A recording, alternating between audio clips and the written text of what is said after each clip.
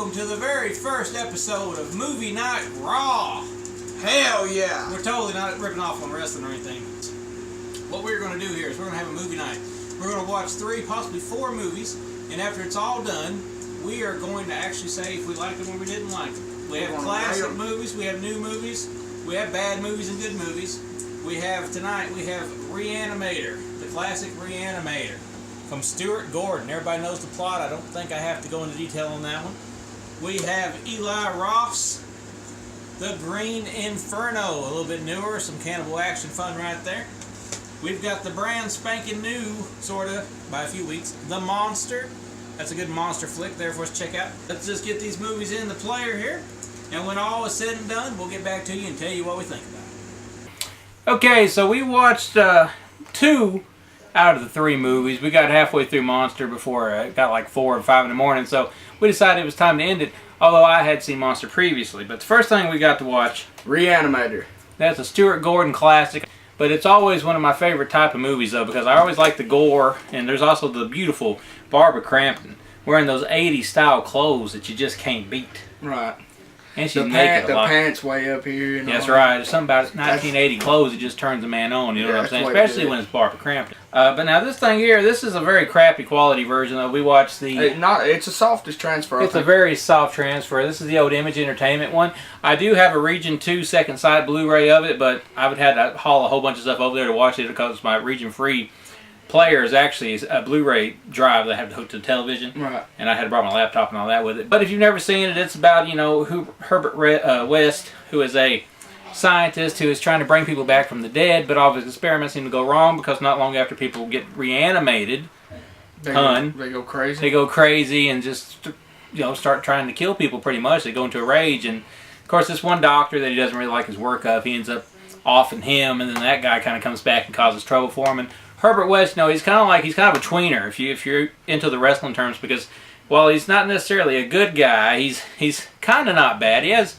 I don't want to say good intentions, but he has intentions that are good to him. Right. And of course, then he's got his roommate, who is Barbara Crampton's boyfriend, and she's the daughter of like the head, was it the hospital guy or whatever? Yeah, he's like the main over. And like it's basically though, it's all full of blood, it's full of gore. If you've never seen it, you need to watch it. This is his first time seeing it. I think I'm gonna give it like an 8 out of 10. I thought it was pretty that's good. About where I have it too. If we're going on a 10 scale, that's where I have it. Usually it's 8 out of 10 because I've always liked it. I had the old Anchor Bay DVD of it. You know, it had good kills for a somewhat old movie. It did, and plus this was like Empire Pictures. This was like kind of like Full Moon before Full Moon become the kind of Full Moon we know today. Right. Because I'm not sure about Charles Band. Maybe he produced it. I think his brother did the music for it. Maybe I'd have to go back and check it.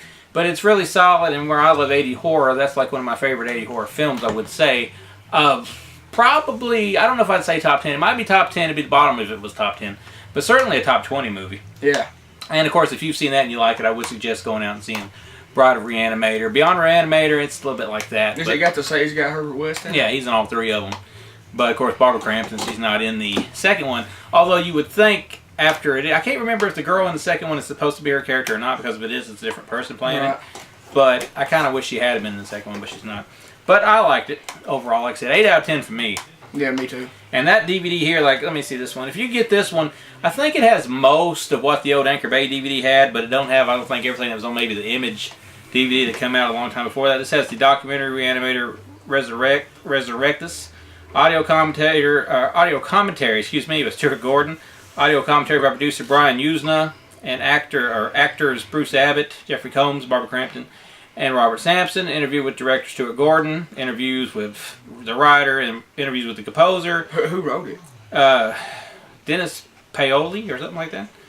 Not good at names here, you guys know that. Music discussion with the composer, interview with Fangoria magazine editor, deleted extended scenes, theatrical trailer, and TV spots. So it is a pretty loaded disc. It just looks kind of bad, but like I said, if that's all you can get. Come out like a, I keep waiting. I keep thinking maybe Arrow's going to come up with it since they did the Bride of Re-Animator. Maybe they'll come up with that. Like a big box set or something. Maybe it'd definitely be a limited one if they did. But like I said, if you can't find nothing else, that'll do. That'll serve purpose. Or you can get the second sight one from the UK, which looks better, but still doesn't look outstanding. I don't know if maybe it's something to do with the source material. Soft transfer. We went to 2013's Green Inferno by Eli Roth. That was a graphic. Very influenced by the Cannibal Holocaust, Cannibal Ferox type films. And I like it. I mean, even on the second viewing, I liked it a lot. I mean, there is some of them typical Eli Roth things in there that some people like and some people don't like. But while there is some bad characters, and there's one scene definitely with some bad CGI ants. You saw that one. I didn't care for that. Odd. But the rest of it was good. My only complaint is, and I don't want to get into like spoiler territory with it, is they give the best kill first.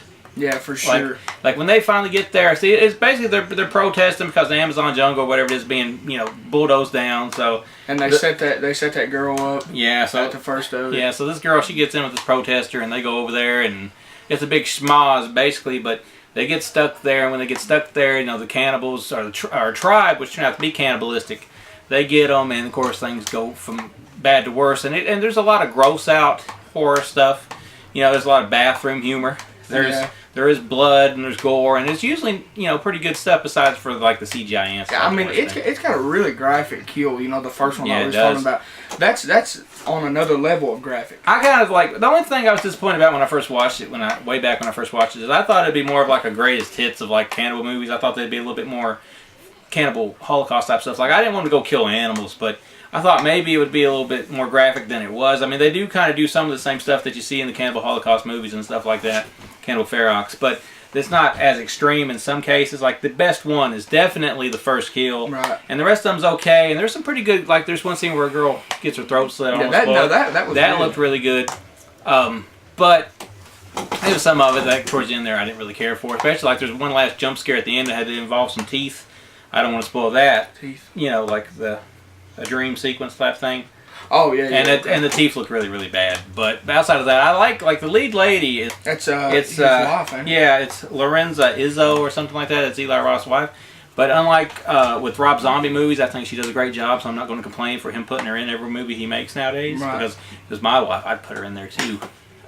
Just saying.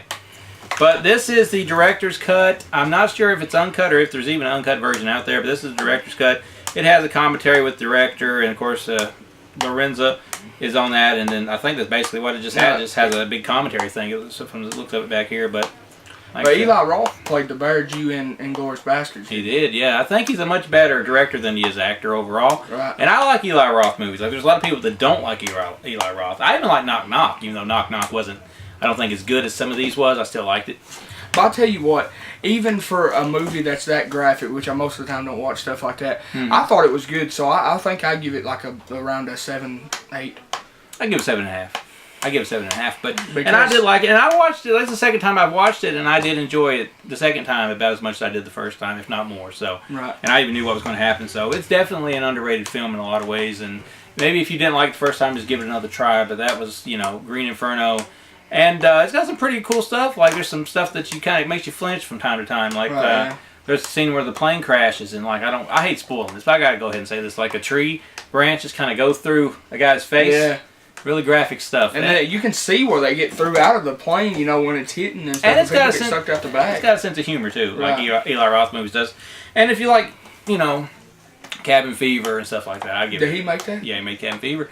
He made Hostel 1 and 2, I think I've seen all of those. So, if you like his work, I'd check that out. No. It's The Monster. It's a new one. More of a kind of drama type thing. It's like a tale of a mother and a daughter, and it's real slow. Yeah, it's pretty slow, and while like basically what happens is the mother and daughter, they don't get along at all, and the daughter's like 8 or something like that. She's 8 or 9. But she acts more mature than the mother does, who's like always getting drunk and sleeping to 4 a.m. and not getting up and cooking or none of that stuff for the kid. So yeah.